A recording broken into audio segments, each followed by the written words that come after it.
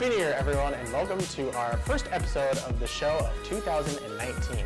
Today we'll catch you up on all of the recent EOU athletics action and then talk to women's wrestlers Cassidy Freeman and Amber Pair as they get set for their last home meet of the season this Friday. We'll also play the Best Friends Challenge with the duo to see how well they know each other. After an 0-2 start, women's basketball has won 13 straight games and ranked number 13 in the NAIA. Leading the Mounties to 2 wins at home last weekend, senior Maya Ayu-Diaz was named CCC and NAIA Player of the Week. She averaged 25.5 points and 12.5 rebounds and has 5 double-doubles in 6 games. Men's basketball is receiving votes in the NAIA Top 25 after winning both games at home over Evergreen and Northwest. Jordan May was selected the CCC Player of the Week, averaging 30 points and 7 rebounds. He finished with 36 points in EOU's close 84-79 win over Northwest. Mountaineer basketball teams are next headed on the road to Multnomah and Warner Pacific in Portland. The number 13 women's wrestling team took 4th place at the Menlo Open after not wrestling for nearly a month. Macy Higa took 2nd place to lead EOU with 4 victories. Amber Pair won 3 matches, while Alexis Cavero and Dempsey Talkington each won 2 matches to take 3rd. Mark Cabala won the Menlo Open at the 125-pound weight class, marking his 2nd tournament win this season. Cabala has dominated opponents this year and ranked 4th in the NAIA. Mountaineer men will visit North Idaho on Thursday evening before both the men and women are going to host Warner Pacific on Friday at 7 p.m. for the 2nd annual EOU Bake-Off. We are now joined by junior wrestlers Cassidy Freeman and Amber Pair for a special interview. There's a massive companionship between the team that we've been really solid of all being there for each other and working together, that we all know we're going for the same goal, that even though we've only had a couple years, we've already started to build that leadership, and it's good to be able to start from scratch and really get a solid foundation of girls who really are passionate about going places. I feel like number 13 is moving our way up. It's not the best that we can be, but I know that coming to the end of the season, we can wrap things up and make a name for ourselves. And as a team goal, I would like to be at least top 10 or above coming to the end of the season.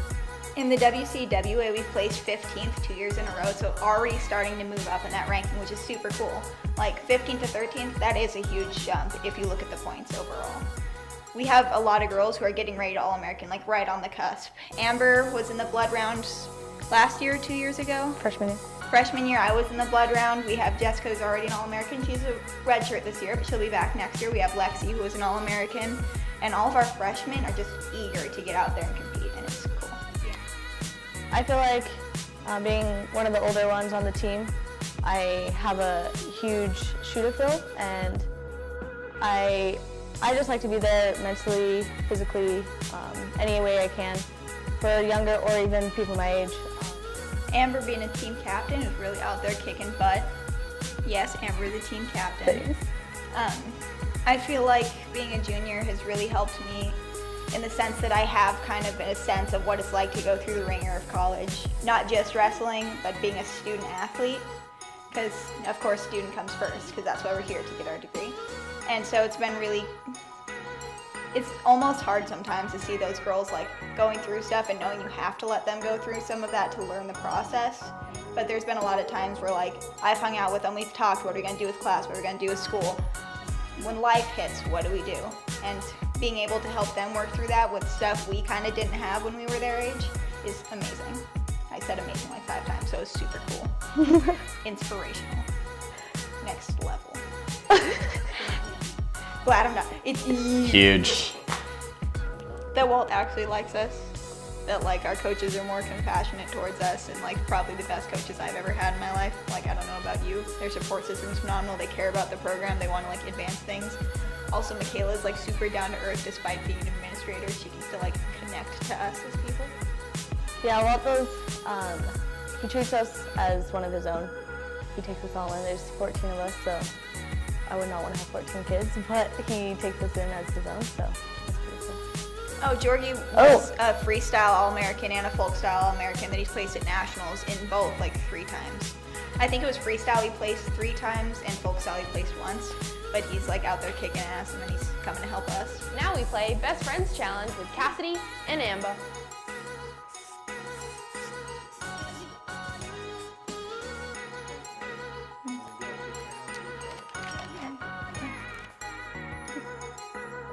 Pretty close, actually. Like with my hints, I was definitely like, I definitely love her.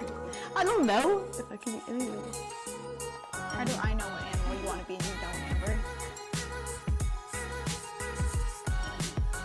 Is that That's right? definitely not the same thing. Oh, I definitely put lion. Oh, kind of close. The big. I put the number that you know. What? Yeah. That's what I'm saying. Fun. Okay, but to be fair, you are correct that Miles is my only full sibling. But I also have an older half brother and 3 stepsisters, so. Hey! We're like the best at this, obviously. Okay, I got it. What's up? We got it. Nice job. You know me so well.